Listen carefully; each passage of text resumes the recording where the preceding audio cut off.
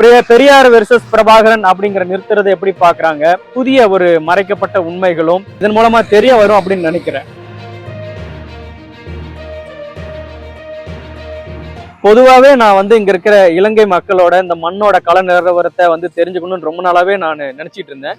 இப்ப இருக்கிற அரசியல் சூழல்ல இந்த அரசியல் சூழல்ல இங்க இருக்கிற மக்கள் எப்படி பாக்குறாங்க, பெரியார் வெர்சஸ் பிரபாகரன் அப்படிங்கிற நிறுத்துறதை எப்படி பாக்குறாங்க, இதன் மூலமா தமிழர்களையும் தமிழர்களையும் எதிரெதிரா நிறுத்தக்கூடிய இந்த சூழலை எப்படி பாக்குறாங்க, இதை அவங்க விரும்புறாங்களா இல்லையா, அவங்க இப்போ இந்த விடுதலை சார்ந்து இயங்கின மற்ற அமைப்புகள்ல இருந்தவங்க அவங்களுடைய சூழல், அவங்களுடைய மனநிலை எப்படி இருக்கு, முஸ்லிம் மக்களுடைய மனநிலை எப்படி இருக்கு, தொடர்ந்து இதை இங்க தமிழ்நாட்டு அரசியலை இவங்க எந்த மாதிரி கவனிக்கிறாங்க அப்படிங்கிறதெல்லாம் தெரிஞ்சுக்கணும் அப்படின்னு நினைச்சேன்.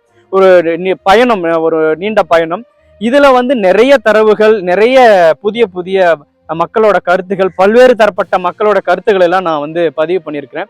இதன் மூலமா இன்னும் நான் பயணிக்கும் பொழுது புதிய ஒரு மறைக்கப்பட்ட உண்மைகளும் புனையப்பட்ட சம்பவங்களும் இதன் மூலமா தெரிய வரும் அப்படின்னு நினைக்கிறேன்.